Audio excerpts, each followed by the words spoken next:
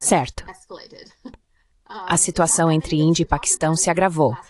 Não faz muitos dias desde que falamos sobre isso na última sexta-feira, certo? E estávamos dizendo que provavelmente continuariam apenas as trocas verbais, sabe, discursos duros. Mas agora a situação escalou. Então, o mais recente é que, como você sabe, a Índia atacou profundamente dentro do Paquistão. Agora, a Índia diz que estava mirando em infraestrutura terrorista, mas o Paquistão afirma que civis foram mortos. E agora, o Paquistão retaliou derrubando 6 caças. Até agora, não vimos nenhuma evidência, a Índia não apresentou nenhuma prova ligando esse ataque terrorista na Caxemira ao Paquistão. Tenho a impressão de que Modi e a Índia querem essa guerra. O que você acha?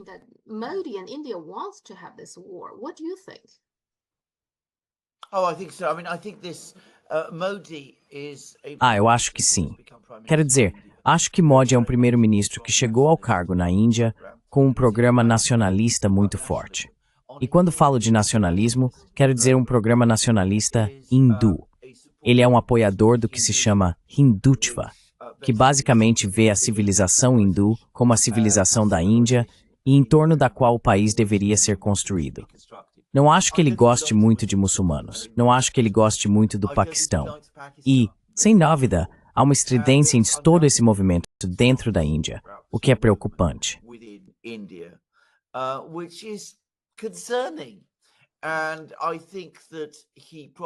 E eu acho que ele provavelmente sente que, a menos que ele ou seus colegas adotem uma postura muito rígida contra o Paquistão, ele perderá prestígio com seus apoiadores.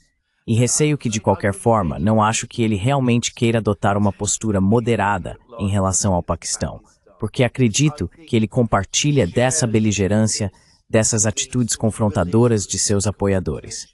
Então é por isso que estamos onde estamos.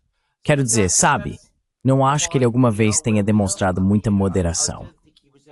E bem, vemos que ele não está mostrando nenhum sinal real de moderação.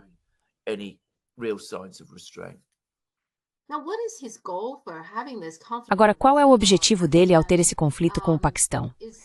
Ele quer tomar território do Paquistão, tomar toda a Caxemira? A Caxemira está dividida agora, certo? Existem certas partes controladas pelo Paquistão e outras partes pela Índia. Ele quer tomar toda a Caxemira? Ou até ir além disso? Qual é o objetivo dele nisso?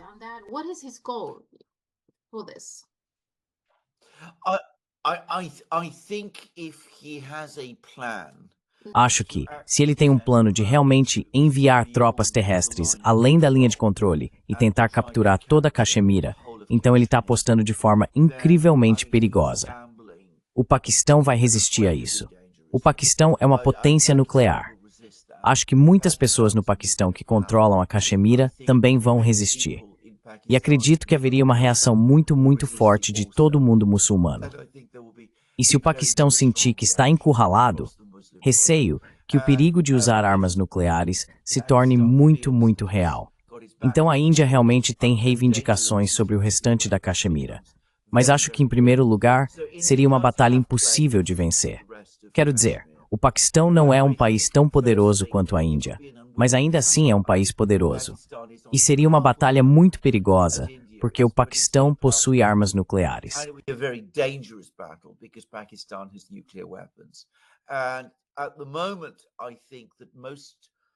No momento, acho que a maior parte do mundo, se não exatamente apoiando a Índia, pelo menos não vai se esforçar para contê-la. Mas se a Índia iniciar o que for visto como uma guerra de conquista, então temo que o cálculo mudará. E países que até agora foram simpáticos à Índia provavelmente deixarão de ser. Espero que estejam explicando tudo isso ao primeiro-ministro Modi e dizendo a ele: você pode ir até certo ponto, mas não além disso. Se você limitar isso a alguns ataques de mísseis e aéreos, então isso será aceito pela comunidade internacional. Quero dizer, eles não ficarão felizes, mas vão aceitar. Mas se começarmos a entrar em cenários de guerra total, então é claro, tudo mudará, e a posição da Índia ficará isolada no mundo.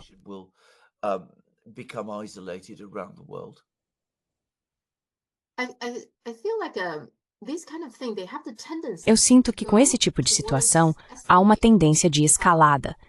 Você olha para o conflito entre Ucrânia e Rússia, mesmo sabendo que o Ocidente vinha pressionando Moscou e que a Rússia estava frustrada, apesar de tudo isso, ainda assim fiquei surpreso quando a Rússia realmente iniciou a operação militar. O mesmo aconteceu com Gaza. Depois de 7 de outubro, todos sabíamos o que Israel queria, mas ainda assim achei que um ataque total, matando civis e cometendo genocídio, no mundo de hoje, com todo mundo assistindo, era improvável. Mas aqui estamos, certo? E o mesmo acontece aqui, sabe? Conversamos sobre isso. Então você não acha que há uma tendência das coisas escalarem para um conflito real? Oh, there is. There is no doubt about this. I mean, Existe sim. Não há dúvida sobre isso. Quero dizer, acho que há diferenças. Você mencionou a Ucrânia, e certamente acho que muita gente ficou muito surpresa quando os russos realmente entraram na Ucrânia. Mas ainda assim, apesar de terem feito isso, e sofreram consequências políticas e diplomáticas por isso, por cerca de um ano, eles ficaram bastante em desvantagem diplomática, pelo que me lembro. Mas eles foram muito cuidadosos e continuam sendo muito cuidadosos desde então, para não conduzir o que você poderia chamar de uma guerra total contra a Ucrânia. Quero dizer, eles tentaram evitar atacar cidades, tentaram evitar atacar a infraestrutura civil, anunciaram cessar-fogos ocasionais. Como o próprio Putin disse, eles tentaram evitar serem provocados a tomar ações que acabariam se voltando contra eles. that would ultimately work against them. Now, Israel didn't do that after the events of October. Agora, Israel não fez isso após os eventos de outubro de 2023. Pelo contrário, partiu para uma guerra total em Gaza e para o genocídio lá, com todos os resultados que vimos. O risco é, a Índia tem uma escolha. Ou ela modela o que está fazendo com base na Rússia. Embora, para deixar claro, este tenha sido um incidente terrorista horrível na Caxemira, mas não foi, em última análise, na escala do tipo de desafio existencial que a Rússia sentiu que enfrentava com a Ucrânia. Então, dito isso, a Índia pode continuar exercendo disciplina e controle, talvez observando o que os russos fizeram, ou pode seguir o manual israelense, caso em que será uma catástrofe. E poderíamos muito bem nos encontrar em uma situação em que a guerra nuclear se torne uma possibilidade real. Becomes a real possibility. It's important to say that not only does Pakistan possess a lot of... É importante dizer que o Paquistão não só possui muitas armas nucleares, como também, pelo que entendo, o processo de tomada de decisão lá é descentralizado. E o Paquistão adota uma política de primeiro uso, o que inevitavelmente faz sentido, já que é a parte muito mais fraca. Pode chegar um momento em que os paquistaneses sintam que não têm alternativa a não ser usar armas nucleares, porque, se forem derrotados na Caxemira, por exemplo, pode ser que a própria sobrevivência do Estado paquistanês seja colocada em questão. Então é algo que gostaríamos de acreditar que Modi e seus oficiais compreendem. Sei que há muitas pessoas na Índia que entendem isso, mas o histórico de Modi e o de seu movimento político colocam uma grande interrogação sobre se eles realmente compreendem.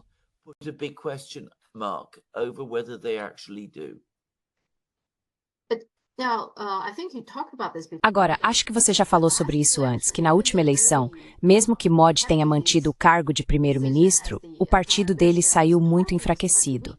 Será que essa é uma forma dele ganhar algum impulso, sabe? Desviar a atenção das pessoas? Isso faz parte do motivo pelo qual ele está tão ansioso por esse conflito? Pode ser isso?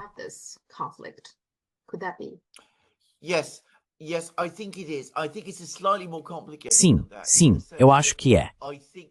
Acho que é um pouco mais complicado do que isso, no sentido de que o fato de ele ter sido significativamente enfraquecido naquela eleição vai deixá-lo ainda mais ansioso para manter a parte de seu apoio que ainda resta, que é a parte mais militante. Então isso cria uma tendência ainda maior à radicalização. E aliás, já conheci indianos que não gostam de muçulmanos. E a maneira como falam sobre muçulmanos é realmente assustadora, na verdade. Quero dizer, pode ser muito assustador e muito feio.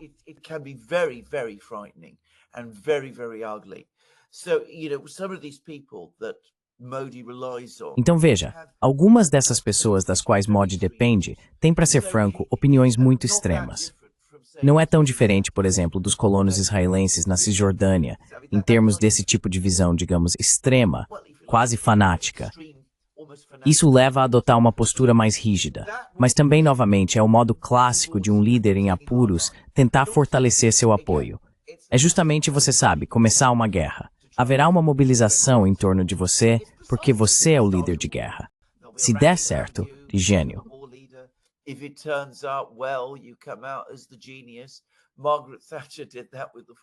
A Margaret Thatcher fez isso com as Malvinas. Por que Modi não poderia pensar, por que isso não funcionaria para mim também? Mas acho que ele precisa refletir um pouco quando toma esse tipo de atitude. Ele já alienou muitos países muçulmanos no mundo, certo? E são muitos países, uma população enorme, populações muçulmanas. Ele precisa considerar isso também, não é?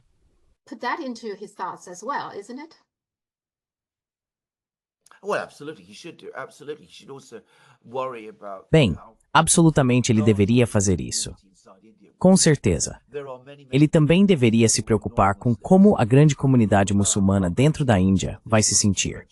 Há muitas pessoas na Índia que não são muçulmanas e que são críticas a esse tipo de abordagem política. E claro, sempre que você entra nesse jogo de guerra, deve considerar os riscos do que acontece se você fracassar. Você sabe, a guerra é uma das coisas mais perigosas de se iniciar. Guerras são muito fáceis de começar. São muito difíceis de terminar. E como um dos nossos grandes escritores e analistas sobre guerra, Nicolau Maquiavel, disse uma vez, as guerras nunca terminam da forma esperada por quem as inicia. Elas são os eventos mais imprevisíveis. Então você pode pensar que todas as probabilidades estão a seu favor e que você vai alcançar a vitória. Mas é preciso sempre estar preparado para a possibilidade de, ao contrário, sofrer uma derrota. E foi o que disse Maquiavel Mentrinev, Santhenic Magagis, Gallus.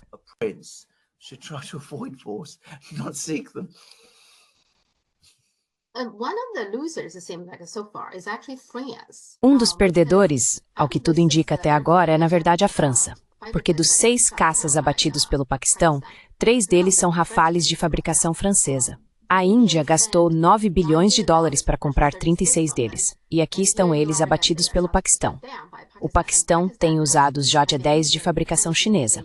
Agora, os outros caças que também foram abatidos são o Su-30 e o MiG-29, ambos de fabricação russa. De qualquer forma, parece que os caças paquistaneses são mais poderosos e têm um desempenho muito melhor do que os indianos.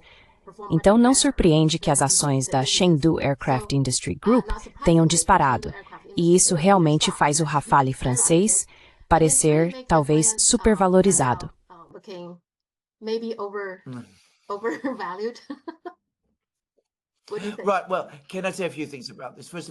Certo. Bem, posso dizer algumas coisas sobre isso? Antes de tudo, os indianos negam categoricamente essas alegações de que seus caças foram abatidos. Eu não estou lá, então não sei até que ponto isso é verdade. Em conflitos desse tipo, cada lado faz suas próprias alegações. E quem sabe, mesmo que seja verdade, pode muito bem ser que o problema não sejam tanto os caças, mas sim os pilotos. Eu sei que os pilotos de caça paquistaneses são extremamente bem treinados, e pode ser que eles sejam melhores pilotos lutando contra os indianos.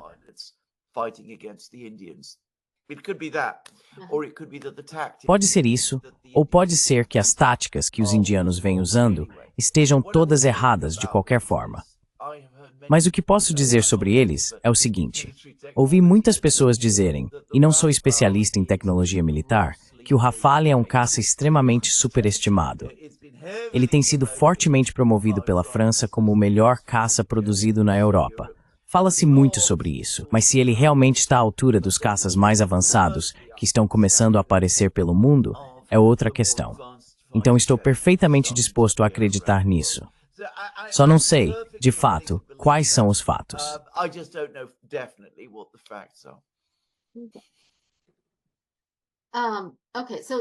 Ok. Então Xi Jinping está visitando a Rússia agora, participando da celebração do 80º aniversário do Dia da Vitória. E na segunda-feira, Kiev realmente assou dezenas de drones, de acordo com o prefeito de Moscou. Ele disse que eles foram interceptados perto de Moscou. Então Zelensky realmente não se importa em fazer isso para irritar líderes mundiais. Não só Xi Jinping, mas também Lula e Vučić, quero dizer, há 29 líderes participando dessa cerimônia. Ao fazer estes aspectos, ele realmente não se importa.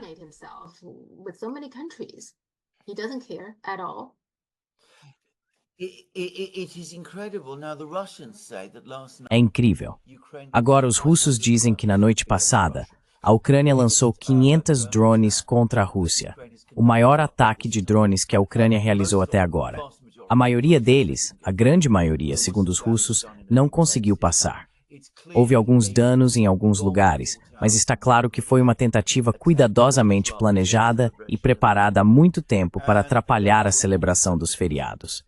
E há relatos circulando de que nos últimos dias a China realmente deu avisos aos europeus e disse a eles: vocês sabem, chegou a hora de controlar seu fantoche, que é o Zelensky. E olhem, enquanto Xi Jinping estiver na Rússia, vocês não ataquem Moscou. Quero dizer, isso é uma coisa insana de se fazer.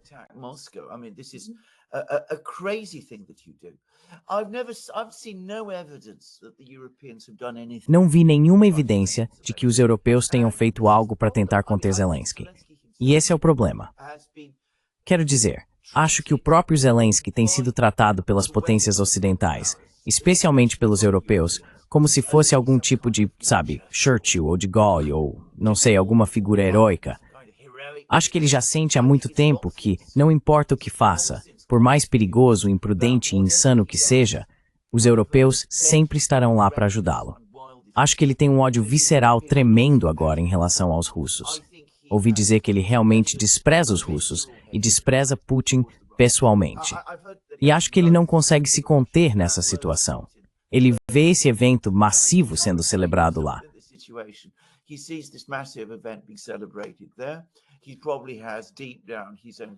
Ele provavelmente tem no fundo seus próprios sentimentos de culpa em relação a isso. O avô dele lutou pelo Exército Vermelho e aparentemente foi um soldado muito corajoso lutando contra os nazistas. Então ele provavelmente carrega todos aqueles, sabe, complexos que vêm disso. De qualquer forma, ele não consegue se controlar. E infelizmente, não há pessoas de fora dispostas a pressioná-lo e contê-lo. Você ouviu uma única palavra de crítica de alguém no Ocidente dizendo a ele: sabe, isso não é uma boa ideia.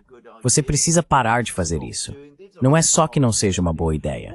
O que você está fazendo é completamente errado. Você precisa parar. Se continuar fazendo isso, não poderemos mais apoiá-lo, porque você está colocando a paz mundial em risco. Você viu alguém dizer isso?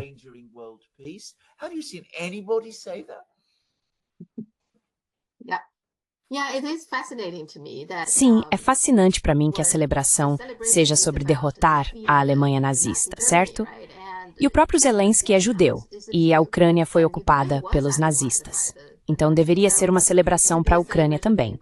Independentemente do que você pensa sobre a Rússia hoje, eu simplesmente não entendo como ele poderia usar essa oportunidade para tentar envergonhar a Rússia e colocar a vida de muitas pessoas em perigo. É simplesmente insano. Eu acho isso uma loucura.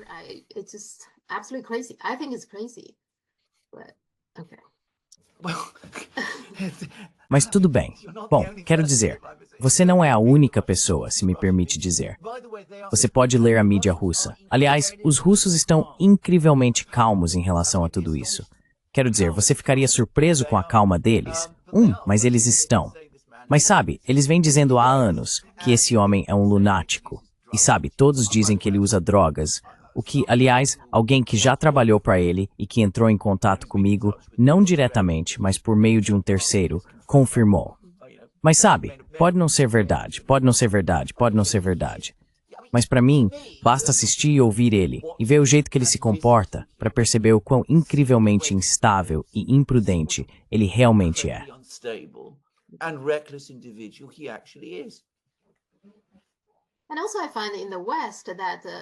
E também percebo que no Ocidente as pessoas não acreditam em ler a história de forma complexa e multidimensional. Sempre é uma narrativa do tipo tudo ou nada, e elas nunca conseguem admitir que os soviéticos se sacrificaram enormemente, de forma tremenda, durante a Segunda Guerra Mundial para combater os nazistas. Os soviéticos lideraram a luta. Você pode sentir o que quiser sobre a Rússia de hoje, Mas história é história, certo? Por que é tão difícil simplesmente reconhecer o que aconteceu durante a Segunda Guerra Mundial? Você ainda pode criticar a Rússia hoje. O Ocidente não acredita nesse tipo de narrativa, não é?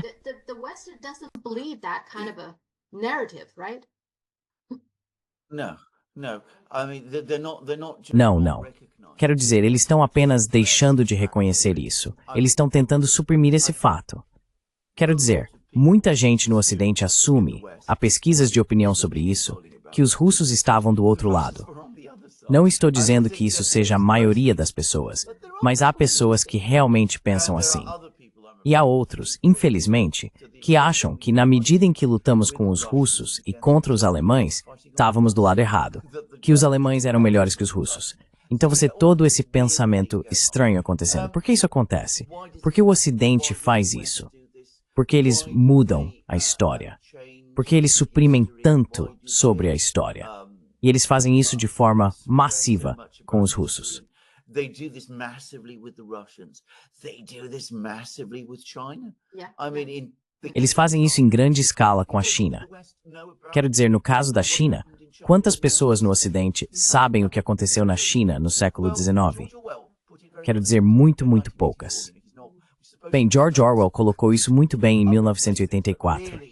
Não era para ser sobre outros lugares, mas na verdade é muito sobre patologias políticas ocidentais e especificamente britânicas. Esse é um fato que o próprio Orwell admitiu, mas que pouquíssimas pessoas percebem. De qualquer forma, Orwell disse, há uma expressão nesse livro: quem controla o presente, controla o passado. Quem controla o passado, controla o futuro. Então essa é a visão. Você controla o presente, você escreve o passado. Ao controlar o passado, você controla o futuro. by controlling the past, you control the future.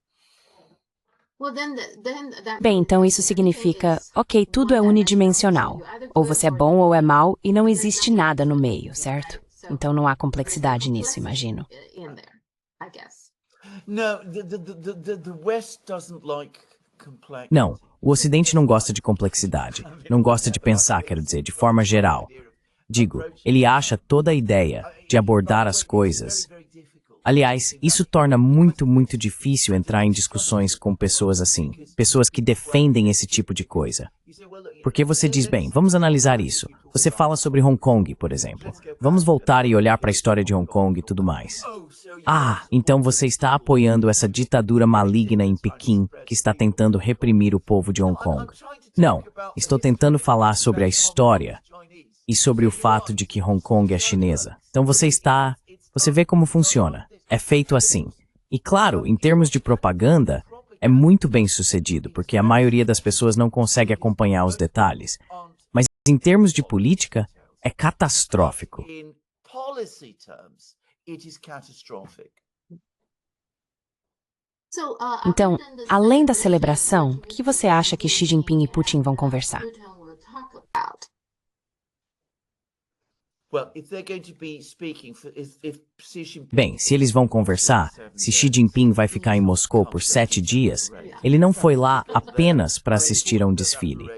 Ele foi lá, por mais importante que seja esse desfile e por mais importantes que sejam as celebrações, ele está indo porque os dois têm muito o que discutir. Então haverá muitas conversas sobre economia. Eu arriscaria dizer que esse será o ponto central disso tudo. Quero dizer, eles vão falar sobre economia, sobre cooperação econômica. Já vimos que houve essa guerra tarifária com os Estados Unidos. A China vai precisar diversificar parte de seus suprimentos. Diversify some of its supplies. I mean, it bought an awful lot of oil. Quero dizer, a China comprou uma enorme quantidade de petróleo e derivados dos Estados Unidos. Agora, a Rússia está bem posicionada para substituir tudo isso. É possível que eles avancem agora para fechar um acordo sobre o Power of Siberia 2. Ouvi algumas pessoas sugerirem isso. Teremos que esperar para ver. Haverá muitas discussões sobre economia e todos esses tipos de questões.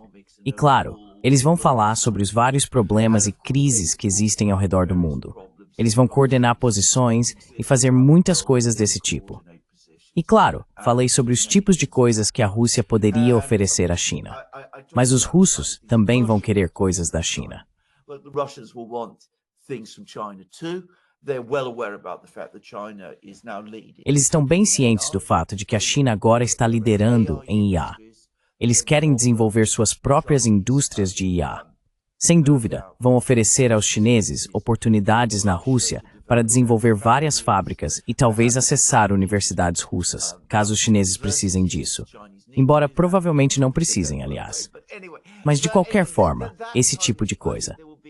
Acho que haverá muitas discussões desse tipo, que sempre acontecem quando Putin e Xi Jinping se encontram.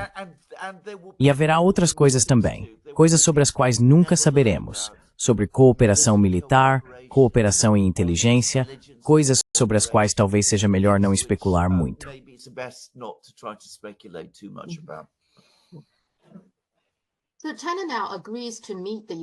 Então, a China agora concorda em se reunir com os Estados Unidos em Genebra.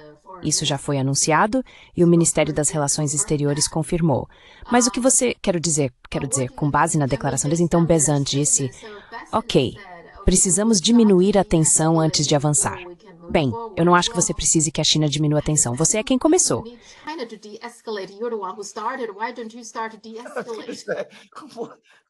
Por que você não começa a diminuir a tensão? Isso é, de novo, quero dizer, você sabe, falando sobre reescrever a história. A história tem apenas cerca de 3 semanas, e eles já estão reescrevendo. Quero dizer, quem começou toda essa rodada? Eu vou te dizer o que aconteceu. É muito, muito simples. Os americanos, Trump começou essa enorme guerra tarifária contra a China. Ele ficou completamente surpreso quando a China revidou. Ele espalhou histórias e vem espalhando histórias desde que começou a fazer isso.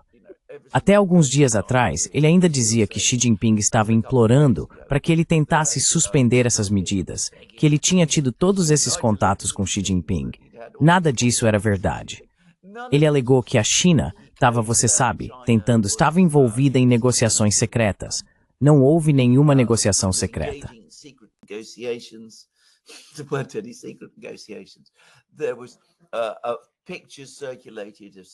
Circulou uma foto de um homem de aparência asiática entrando, acho que era no escritório executivo, ou seja lá como se chama na ala oeste.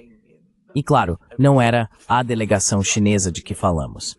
Houve muitos comentários de que vários países estavam na fila para fechar acordos comerciais com os Estados Unidos que cortariam seus laços com a China. Não vimos nenhum desses acordos comerciais. O que sabemos, e não acho que haja dúvidas sobre isso, é que grandes varejistas americanos têm contatado o governo e dito, olha, precisamos controlar essa situação, porque em algumas semanas vocês vão ter falta de produtos essenciais nas lojas americanas. E acho que nesse momento finalmente caiu a ficha. E eles disseram, bem, precisamos diminuir a tensão.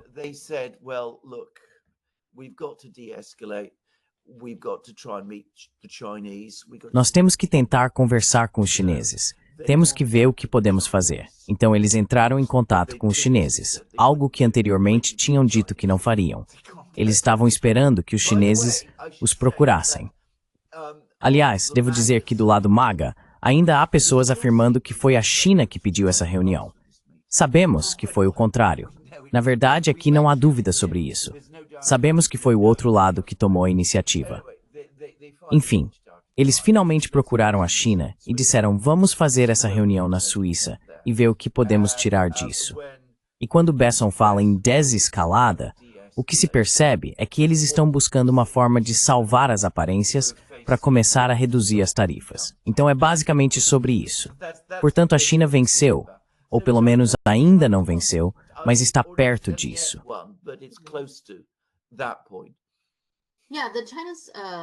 Sim, o porta-voz do Ministério das Relações Exteriores da China, Li Jian, disse em uma coletiva de imprensa que a posição de Pequim de se opor firmemente ao abuso de tarifas pelos Estados Unidos não mudou.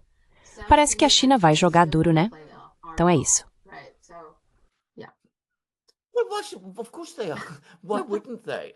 Bem, é claro que eles estão. Por que não estariam?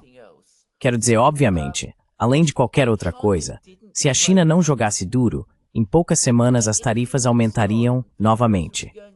Quero dizer, se parecesse que a China estava fazendo concessões, considerando o tipo de pessoas que estão no comando em Washington, não só o próprio Trump, mas pessoas como Peter Navarro e Steven Mnuchin e todos esses. Steven Mnuchin e todas essas pessoas que odeiam a China. Ouvi dizer que Scott Besson também odeia a China. Aliás, essas pessoas que odeiam a China, se virem qualquer sinal de fraqueza do lado chinês, vão fazer o que sempre fazem. Vão escalar ainda mais.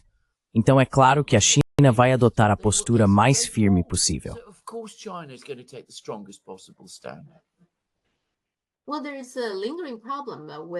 Bem, há um problema persistente com a dívida dos Estados Unidos e com as finanças em geral. O Fed, o Federal Reserve, acabou de gastar recentemente 20 bilhões de dólares em títulos de 3 anos, a maior compra em um único dia desde 2021. E agora o Fed está tendo uma reunião hoje, pelo que entendi, e parece que eles não vão cortar a taxa de juros, que era o que o Trump queria. Mas, de qualquer forma, se a taxa de juros não vai cair, eles claramente, como já discutimos antes, têm algumas obrigações de dívida com uma enorme quantidade de títulos vencendo em junho. Eles precisam fazer algo. Quero dizer, Trump precisa fazer algo. Eles realmente não precisam que essa guerra tarifária continue. Certo.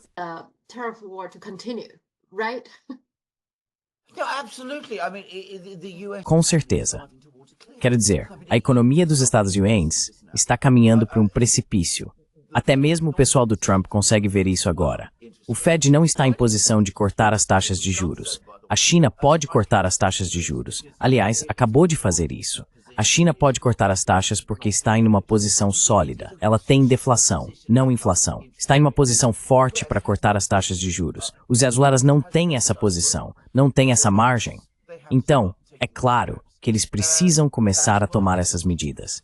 E é por isso que estão conversando. É por isso que agora estão indo à Suíça para falar com os chineses e tentar reduzir essas tarifas. Isso foi tão mal pensado, tão mal preparado, tão mal avaliado, tão influenciado por preconceito e intolerância. Ouvindo pessoas como Gordon Chang, que só ontem eu estava lendo um artigo dele na mídia britânica, dizia que Xi Jinping não sobreviveria a essas últimas medidas tarifárias. Não entendo por que as pessoas continuam dando atenção ao Gordon Chang. Sério.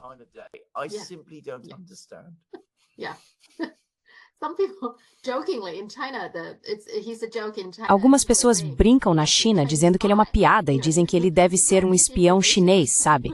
Espalhando essas informações para fazer o Ocidente acreditar em uma narrativa falsa sobre a China, para que fiquem despreparados para lidar com a China. Sim. Agora, falando sobre tarifas, Trump está dizendo que vai impor tarifas sobre filmes feitos fora dos Estados Unidos. Por que ele está fazendo isso? Em primeiro lugar, o que isso significa? Ele está falando sobre filmes produzidos por estúdios estrangeiros, ou filmes, não importa quem esteja produzindo, desde que sejam feitos fora dos Estados Unidos. Mas no caso dos filmes de Hollywood, é meio complicado porque eles fazem muitas filmagens e produzem o filme fora dos Estados Unidos, especialmente em lugares como o Canadá, mas fazem a pós-produção e todos os outros trabalhos dentro, em Los Angeles. Então, como isso funcionaria? Eu não entendo.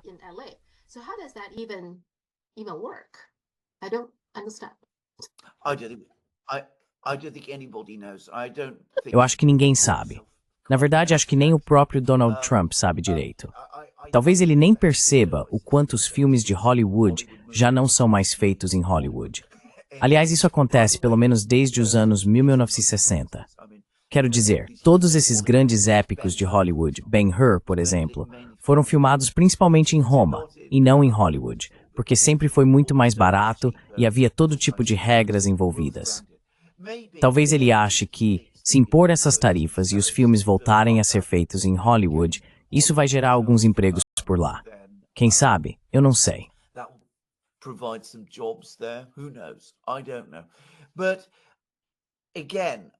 Mas novamente me pergunto se isso não é uma questão de soft power versus hard power, que Hollywood já não é mais a força que era. Não tem mais a enorme influência global que tinha. Horror dos horrores, as pessoas estão realmente assistindo a filmes chineses. Algumas pessoas estão assistindo a filmes chineses até mesmo nos Estados Unidos. Então precisamos manter esses filmes terríveis fora e garantir que só assistam aos americanos. Quero dizer, sabe, tenho a impressão de que há um pouco disso também. O problema com Hollywood, e preciso dizer isso de forma direta, é que já faz anos que não produz filmes que, na minha opinião, alguém realmente queira assistir. in my opinion, really wants to watch. I mean, there was, I mean, Quero dizer, houve alguns meses atrás, cerca de um ano, não consigo lembrar exatamente quanto tempo, teve Gladiador 2, lembra disso? O que aconteceu com esse filme? Quero dizer, sabe, ele simplesmente apareceu e sumiu, pelo que pude ver. Ninguém demonstrou interesse. Então, sabe, esse é o verdadeiro problema de Hollywood. Se as pessoas realmente fossem lá e resolvessem as coisas, trabalhassem para produzir alguns filmes realmente bons, as pessoas iriam querer assisti-los. Não esses filmes de ação intermináveis, sabe? Filmes de personagens de quadrinhos, filmes baseados em personagens de quadrinhos, com diálogos completamente sem graça que deveriam ser engraçados, esse tipo de coisa. which is supposed to be funny and that kind of thing. Sim, o setor de serviços dos Estados Unidos, incluindo os filmes de Hollywood, é o que está gerando superávit comercial. Então, se o Trump realmente se importa com esse desequilíbrio comercial, ele não deveria fazer isso, sabe? Atrapalhar, porque funciona de acordo com ele mesmo. Ele gosta de superávit, certo? Sim, é um superávit, mas é um superávit completamente artificial. Quero dizer, isso é algo que eu conheço porque meu irmão foi por muitos anos o secretário do Sindicato dos Roteiristas da Grã-Bretanha. Então eu sei como a indústria cinematográfica funciona. O que é importante entender é que o superávit basicamente vem do fato de que em muitos países, especialmente na Europa, mas também em muitos países fora da Europa, os Estados Unidos são donos dos cinemas. Empresas americanas são donas dos cinemas, a Odeon, uma dessas redes. Então eles garantem que exibam filmes americanos. Assim as pessoas não conseguem ver filmes de outros países porque os americanos têm ou tiveram um monopólio virtual da distribuição. A virtual monopoly of distribution. And of course what always happens when there is a monopoly. E claro, o que sempre acontece quando há um monopólio é que a qualidade decai com o tempo, que é o que estamos vendo agora. Então é um fato que a indústria cinematográfica não está em uma situação particularmente forte no momento. Bem, é isso. Quero dizer, provavelmente essa é a resposta dele para isso. Suspeito que o que aconteceu é que nos bastidores houve muita pressão da indústria. Pessoas de Hollywood têm aparecido e dito, sabe, precisamos de proteção. Estão chegando todos esses filmes baratos e ruins da China que estão minando nossa grande, gloriosa e maravilhosa indústria de Hollywood, que está produzindo todas essas obras-primas estelares. Portanto, precisamos de tarifas. Então eu, conhecendo como Washington funciona, suspeito que muita coisa desse tipo está acontecendo. Bem, um país é na verdade a Grã-Bretanha. A Grã-Bretanha produz muitos filmes que são, você sabe, populares. Não só filmes, mas também séries de TV que fazem sucesso nos Estados Unidos.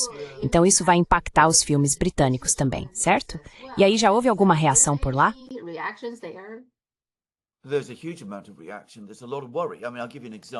Há uma enorme quantidade de reações. Há muita preocupação. Quero dizer, vou te dar um exemplo. Uma produtora britânica vendeu recentemente toda a franquia James Bond para a Amazon. Isso significa que a Amazon, ou seja, Jeff Bezos, agora tem controle total sobre o próximo filme de James Bond. Todos os filmes de James Bond, sem exceção, foram feitos na Grã-Bretanha, em estúdios britânicos. Se o próximo for feito nos Estados Unidos, será um golpe enorme para a indústria cinematográfica britânica, para a qual a franquia James Bond, sua importância econômica, simplesmente não pode ser subestimada para o restante da indústria. E se for feito nos Estados Unidos, as pessoas também temem que esse artefato cultural britânico deixe de ser britânico. Aliás, o motivo pelo qual a Grã-Bretanha tem uma indústria cinematográfica forte é novamente, em certa medida, pelo mesmo motivo que os Estados Unidos. Aresmões. For the same reason as America, which is distribution. Britain has controlled distribution. A Grã-Bretanha controlou a distribuição através da BBC. A BBC contrata e produz muitos dramas televisivos que, devido ao seu prestígio e, em certa medida, à sua qualidade, pode então exportar para os Estados Unidos. Eu não sei se a qualidade ainda é tão boa, mas de qualquer forma, eles fazem isso. E isso realmente fornece uma base para a indústria cinematográfica britânica. Os britânicos também conseguiram usar seus estúdios, Pinewood em particular. Há muito trabalho para americanos, para Hollywood também. Então, muitos dos filmes de Star Wars, muito do trabalho nos filmes de Star Wars, foi na verdade feito na Grã-Bretanha. Embora as pessoas pensem em Star Wars como algo puramente americano, muito dele foi realmente feito em Pinewood. Portanto, se tudo isso acabar, será uma parte importante da economia cultural e de serviços britânica. Novamente, não deve ser subestimada. Again, not to be underestimated.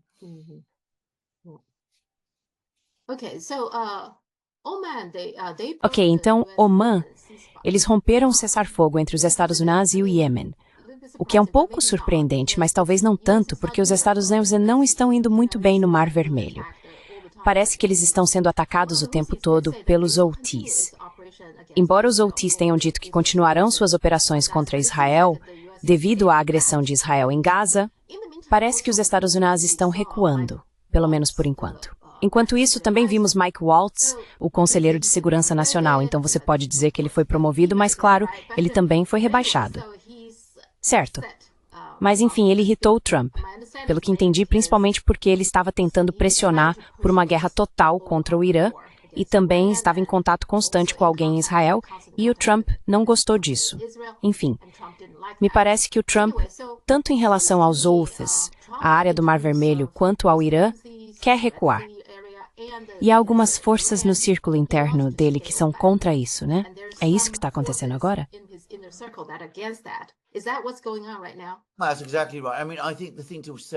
Isso está absolutamente certo. Quero dizer, acho que o que deve ser dito sobre o caso dos Houthis não é que os americanos estão tentando recuar, é que eles foram derrotados. Quero dizer, devemos ser diretos sobre isso. Não devemos encobri-los. Eles entraram. Mike Waltz aparentemente foi um grande defensor disso, porque está claro que ele tem trabalhado muito de perto com os israelenses. Os israelenses queriam que os americanos atacassem os Houthis. Como eles atacam os Houthis? Eles realizaram todo tipo de ataques com mísseis aéreos contra Houthis e não conseguiram nada. Eles não derrotaram os Houthis. They didn't defeat the Houthis. And what is now happening is that the Houthis O que está acontecendo agora é que os Houthis estão se tornando mais bem-sucedidos em retaliar contra os americanos, e os navios de guerra americanos estão sendo ameaçados. Aparentemente, já perdemos 2 caças F-18 de forma bastante pública também. Não há dúvidas de que esses caças foram perdidos. A maioria das pessoas acha que é apenas uma questão de tempo até que um navio de guerra dos Estados Unidos seja atingido e seriamente danificado por um míssil Houthi. Então, os Estados Unidos tiveram que recuar. E isso é uma derrota. Não é algo que tenha sido forçado a eles agora. Ao que parece, Waltz foi o grande defensor disso, e descobriu-se que Waltz também estava trabalhando com os israelenses para tentar iniciar essa guerra contra o Irã.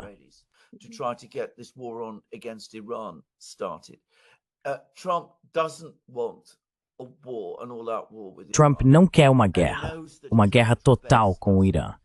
E ele sabe que sua base eleitoral também não quer. Marjorie Taylor Greene, a representante da Geórgia, que diz falar pelo movimento MAGA, e provavelmente fala, pelo menos até certo ponto, veio a público e disse de forma bastante direta: não queremos ver uma guerra com o Irã. Podemos não gostar do Irã, mas não queremos que os Estados Unidos se envolvam em mais uma guerra no Oriente Médio, e certamente não contra o Irã. Então acho que Trump percebeu tudo isso. Ele provavelmente tem algumas suspeitas, assim como eu, sobre o caso do sinal de Goldberg. Não levo muito a sério essas alegações de que tudo foi um erro.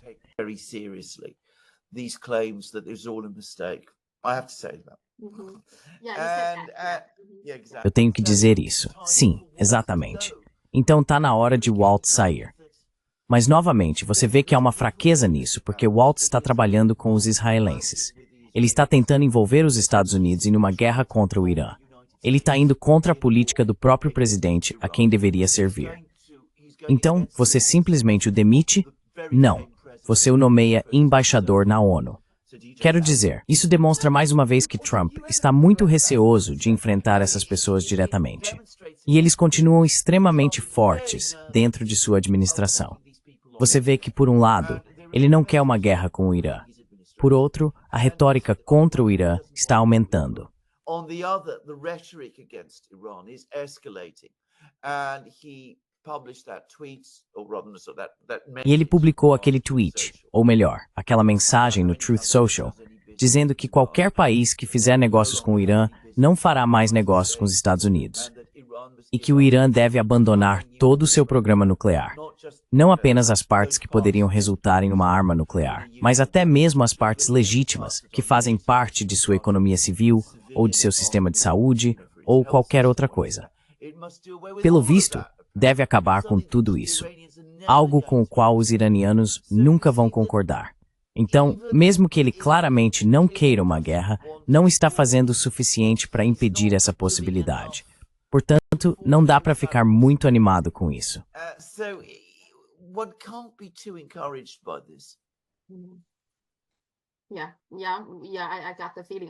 Sim, eu também tive essa sensação. As forças ao redor dele são tão fortes, tão poderosas, tão fortes, é. Sim, o chanceler alemão. Então tivemos um novo chanceler alemão depois de alguma confusão, certo? Merz, finalmente, na primeira rodada de votação, ele não conseguiu votos suficientes para se tornar chanceler, o que aparentemente nunca aconteceu na história da Alemanha. Qual é a sua opinião sobre isso? Ele deve não ser muito popular.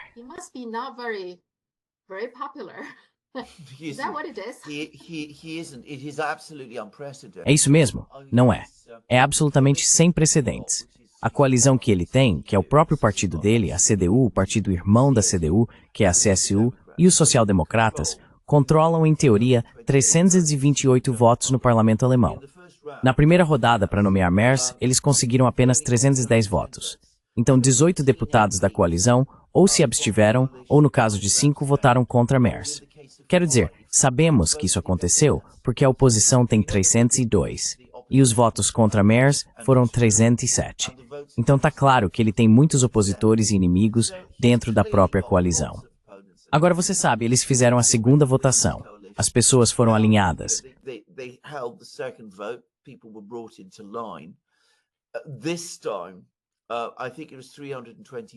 Desta vez, acho que foram 325 que votaram no Merz, o que significa que 3 ainda não votaram. Então quero dizer, há claramente oposição a ele. E tenho que dizer, quanto mais o vejo de perto agora, como tenho feito desde a eleição, menos impressionado fico com ele. E mais entendo porque as pessoas na Alemanha não gostam dele. Ele é muito ríspido, ele é muito arrogante, ele acredita que é um gênio, o que aliás não é. E suas opiniões são o que você poderia chamar de pessimistas, convencionais, mas completamente ultrapassadas. Quero dizer, em política externa, ele ainda acha que o mundo é o que era em 1990, ou algo assim.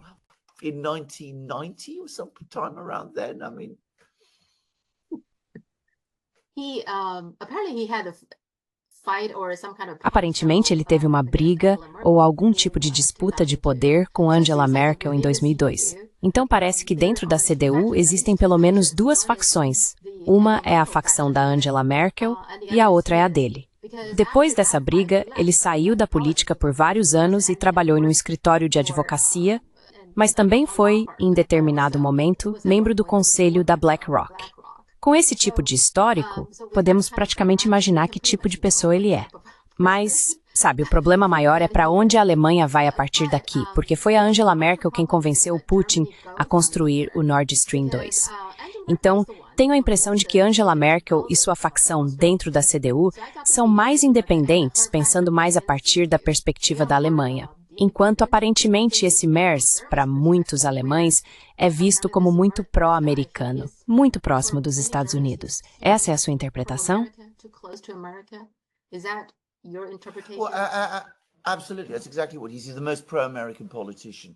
Com certeza, é exatamente isso que ele é.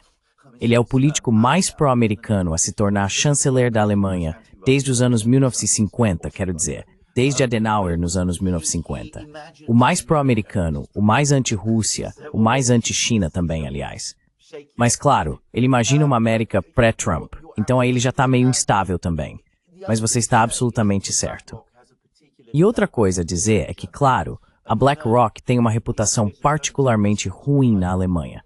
Se você sabe, existe uma série de TV alemã chamada Heimat, que foi feita há muitos anos, significa pátria, que trata da história da Alemanha.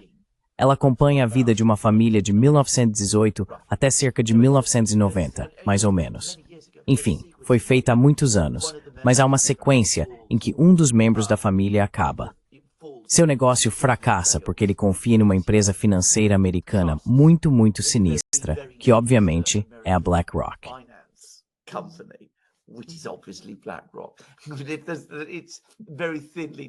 É muito mal disfarçado.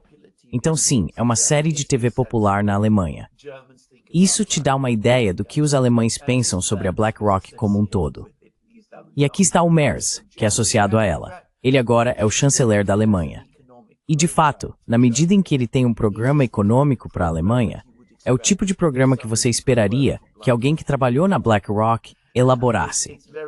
Quero dizer, é muito, muito voltado para expandir a dívida, financiarizar a economia de todas as formas possíveis. Sem dúvida, ele acredita em tudo isso, que esse é o caminho para modernizar a economia alemã, para torná-la mais parecida com a economia americana. Mas claro, não é o tipo de economia ou sociedade com a qual muitos alemães estão acostumados ou querem fazer parte.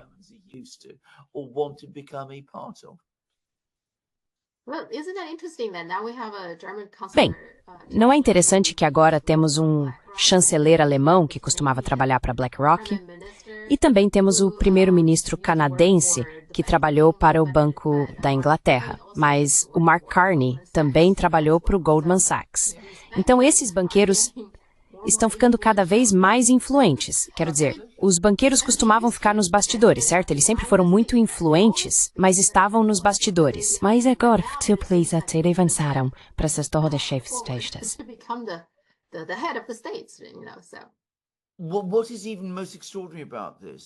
O que é ainda mais extraordinário nisso tudo é que se você vive no Ocidente, como nós dois, sabe que muitos dos problemas têm origem na crise financeira de 2008, que foi causada justamente pelo tipo de pessoas e instituições que agora estão ganhando tanta influência. Então veja bem, quanto mais você fracassa, mais você tem sucesso no Ocidente. E sabe, fala-se muito sobre como precisamos de mais manufatura, mais indústria, precisamos focar em tecnologia, em IA e tudo isso. Onde estão os engenheiros? Onde estão os cientistas? Onde estão as pessoas que entendem dessas coisas e que estão entrando no governo e trabalhando para alcançar esses objetivos? Você teria que procurá-los com um telescópio. Talvez eventualmente encontre um em algum lugar, mas eu não sei onde essa pessoa está, porque eu ainda não a vi.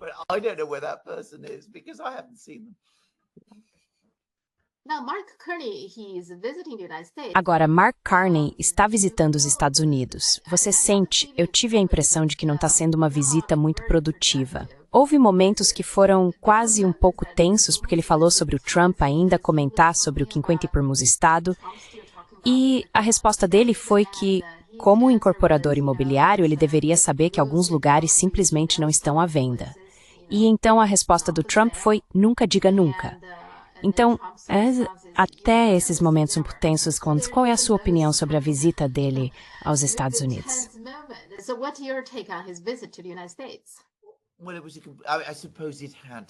Bem, eu suponho que isso tinha que acontecer. Quero dizer, é muito difícil imaginar que um primeiro-ministro do Canadá não visitaria os Estados Unidos. Então, não critico o fato de ter acontecido. Quero dizer, tinha que acontecer. Mas como reunião, só expôs o enorme abismo entre os dois homens e o fato de que, fundamentalmente, eles não gostam um do outro. Foi assim que me pareceu.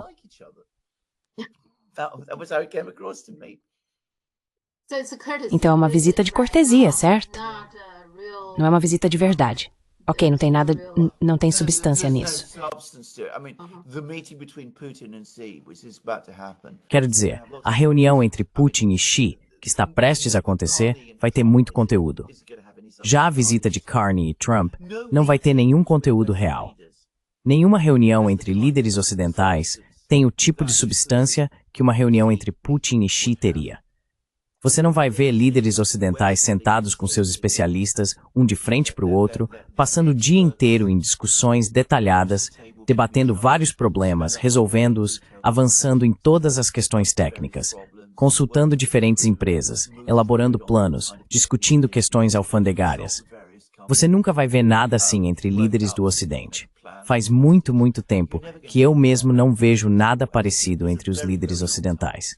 Acho que teria que voltar aos anos 80, de verdade. I think I'd have to go back to the 80s, really.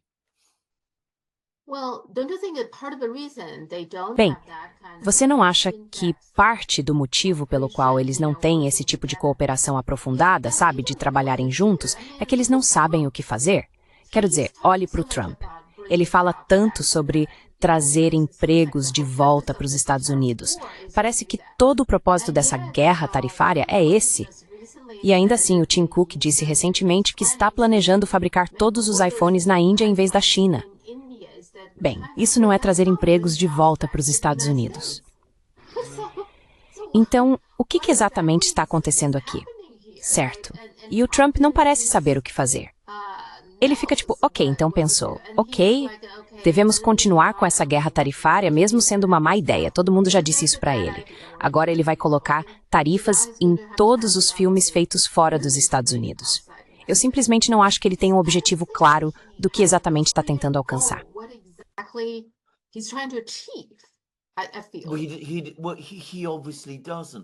Bem, obviamente ele não tem. E eu preciso dizer isso de forma geral. Quando ele se tornou presidente, as primeiras 2 semanas pareceram um começo bastante impressionante. Muita energia, pessoas chegando, cortando coisas, fechando a USAID e tudo mais. Parecia que íamos acabar vendo algo acontecer. Mas me parece que todo aquele ímpeto, na medida em que era real, já se foi. Quero dizer, a guerra tarifária foi um fracasso. Não houve uma reavaliação dos problemas fundamentais dos Estados Unidos. Você está absolutamente certo ao falar sobre a história da Apple, porque você está completamente correto.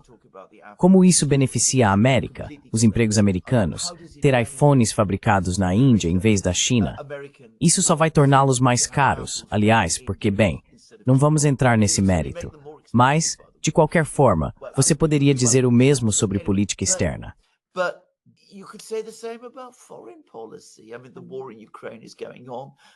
Quero dizer, a guerra na Ucrânia continua. O conflito com o Irã ainda está em andamento. Todas essas coisas ainda estão acontecendo. E não há nenhum sinal real de que estamos fazendo algum progresso genuíno em lidar com qualquer uma delas. E tivemos esse acordo extraordinário com os minerais na Ucrânia, que resultou em um veículo de investimento que se parece muito com o tipo que os americanos sempre criam, o que no final não leva a nada. De qualquer forma, tudo isso me lembra uma famosa frase dita por um primeiro-ministro russo nos anos 90, quando ele falava sobre as várias tentativas da Rússia durante aquela década terrível de realizar reformas econômicas. Ele disse, tínhamos boas intenções, mas tudo acabou como sempre. Quero dizer, é exatamente a mesma coisa aqui. Temos boas intenções, mas tudo acaba exatamente como era antes.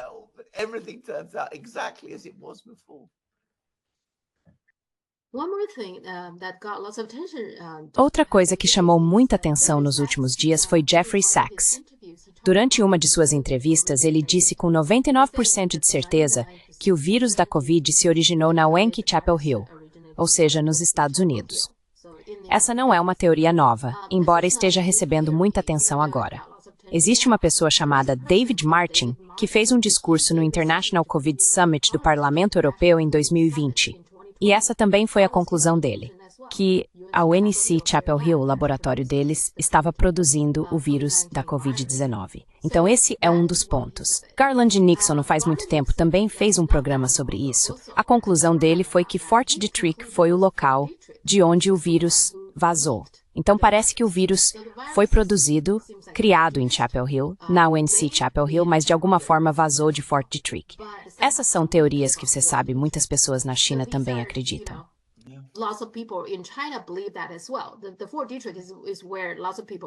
Fort Detrick é onde muitas pessoas acham que o vírus foi vazado, não Wuhan.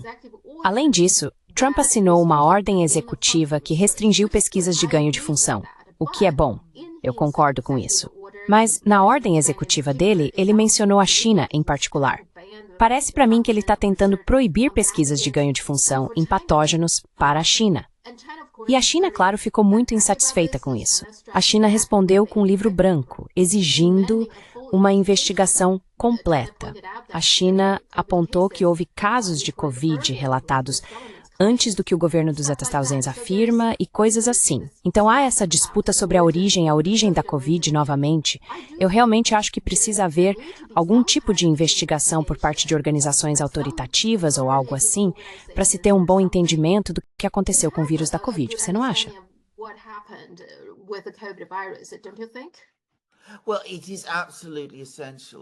Bem, isso é absolutamente essencial. Quero dizer, este é um evento enorme. Você pode discutir sobre as respostas que aconteceram ao redor do mundo, mas elas também foram enormes. Isso teve um impacto massivo nas sociedades em todo o mundo. E o que deveria ter acontecido depois é que deveria ter havido uma investigação adequada, talvez por meio das agências das Nações Unidas. Isso deveria ter sido relatado publicamente, deveria ter havido todo tipo de pessoas envolvidas, deveria ter sido um esforço colaborativo.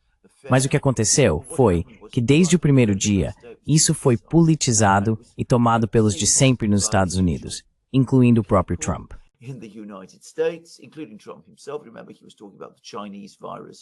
Lembre-se, ele estava falando sobre o vírus chinês, ou seja lá o que for, e tudo aquilo.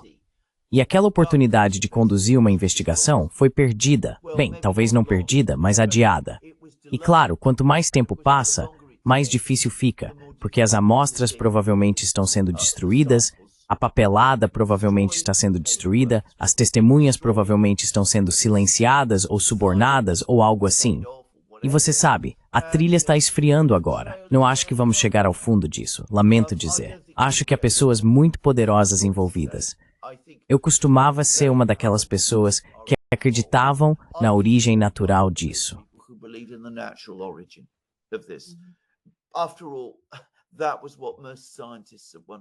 Afinal, era isso que a maioria dos cientistas dizia em determinado momento. Eu não acredito mais nisso. Passei a achar que provavelmente algo aconteceu, por alguém.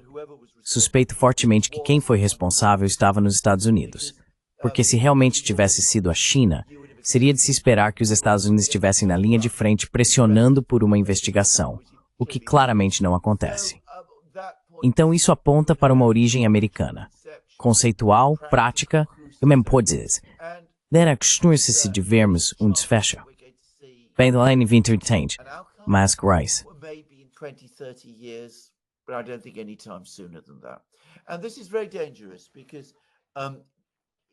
E isso é muito perigoso, porque é provável que já que as pessoas responsáveis não foram responsabilizadas por isso, algo assim aconteça novamente. Eu nem sabia que pesquisas de ganho de função estavam acontecendo até o início da pandemia. Posso dizer com absoluta certeza que 99,999999% das pessoas bem informadas que acompanham e se interessam por esse tipo de assunto, não estou falando da grande massa da humanidade, não sabiam que pesquisas de ganho de função estavam sendo realizadas. A própria natureza desse tipo de pesquisa mostra que deveria ter havido um debate público adequado sobre o tema, o que, claro, nunca aconteceu. Então isso já acende um sinal de alerta e mostra que algo muito ruim e muito errado estava acontecendo.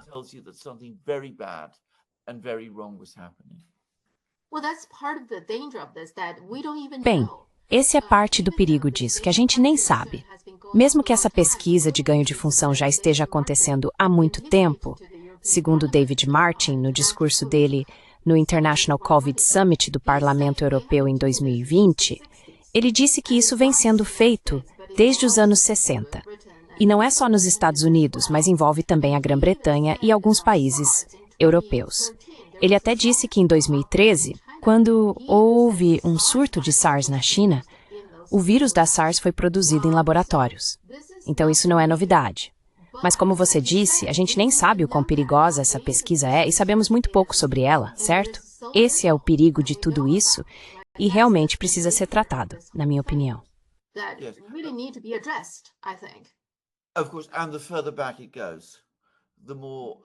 Claro, e quanto mais voltamos no tempo, mais provável é que não estejamos falando de tentativas de criar vírus modificados para, você sabe, fins médicos, para criar antídotos para essas doenças que não existiam, mas que estamos criando. Se você voltar até os anos 60, Então é mais provável do que não que estejamos falando de experimentos para criar armas biológicas. Esse teria sido pelo menos o propósito inicial. Porque nos anos 60, eu vivi nos anos 60, eu me lembro dos anos 60, as pessoas ainda não pensavam em criar vacinas de mRNA ou nada desse tipo.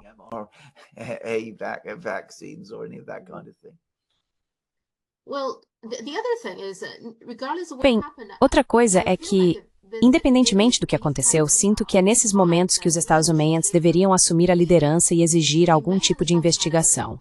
Por um lado, os Estados Unidos sempre se consideram líderes mundiais, mas aí, em momentos como este, quando deveriam tomar a frente e exigir algum tipo de resposta ou investigação, os Estados Unidos não demonstram interesse. Os Estados Unidos estão sempre interessados em ter guerras em algum lugar, em causar confusão, mas quando chega a hora de liderar, por exemplo, com a IA, eu realmente acho que os Estados Unidos e a China deveriam começar a analisar os aspectos éticos da IA, porque vamos chegar a um ponto em que a IA será tão poderosa que podemos imaginar que os humanos talvez nem consigam mais controlá-la. E também outro aspecto é que cada vez mais empregos estão sendo perdidos por causa da IA. Então, o que devemos fazer, certo?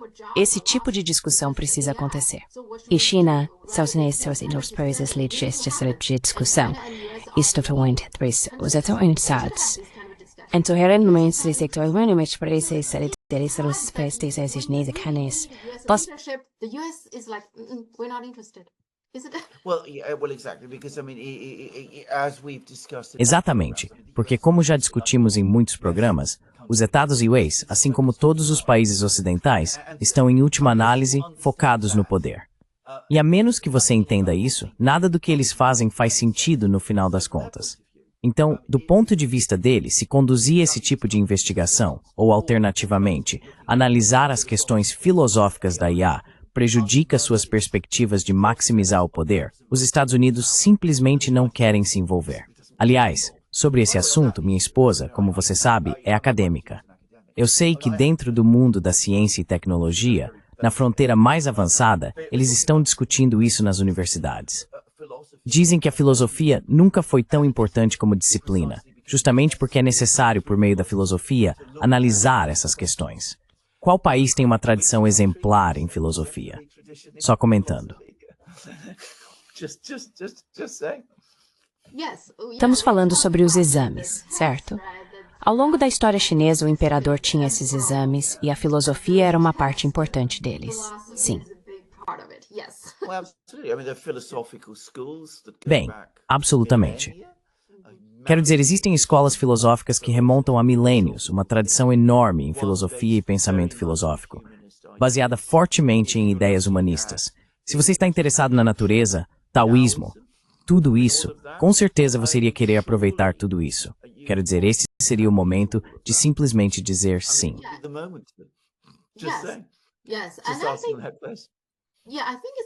Sim, acho que faz sentido.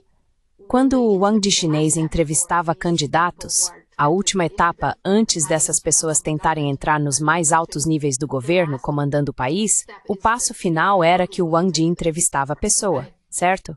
E na entrevista, o imperador sempre se interessava pela visão de mundo dessa pessoa sobre as coisas. Acho que faz sentido, não é? Porque a visão de mundo diria que tipo de líder essa pessoa é, como ela vai conduzir as coisas. Você descobre muito através da visão de mundo e das respostas filosóficas a essas perguntas. Faz sentido?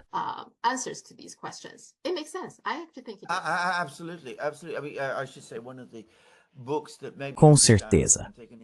Devo dizer que um dos livros que mais me ajudou a entender e me interessar pela China foi justamente um livro sobre um conflito político que aconteceu no início do século XVI, durante a dinastia Ming.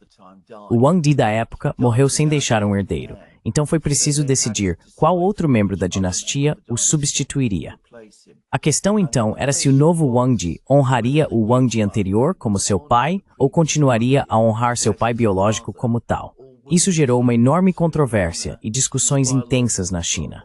Agora, colocando dessa forma, tudo parece muito esotérico e sabe, qual a diferença que isso faz e tudo mais. Essas pessoas não estavam perdendo tempo discutindo sobre coisas sem importância?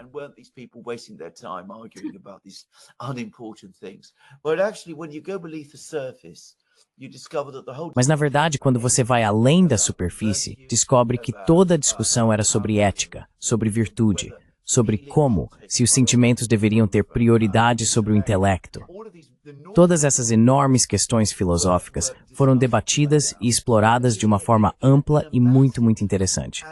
E a qualidade do debate intelectual, acredito que na China isso é chamado de grande controvérsia ritual, aliás. Não sei como isso se traduz para o chinês, mas o nível do debate intelectual era realmente impressionante. Era como se toda a China fosse uma sala comum universitária. O departamento de filosofia de uma sala comum universitária, Cambridge ou algo assim. Era realmente nesse nível. Só dizendo.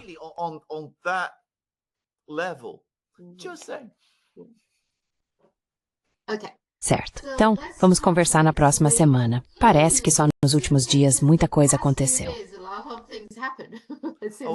Com certeza. Certo. Vamos ver o que acontece entre agora e a próxima quarta-feira. Muito obrigada. Com certeza. Foi um prazer. Tenha um ótimo dia. Tenha uma ótima semana. Também. Tchau.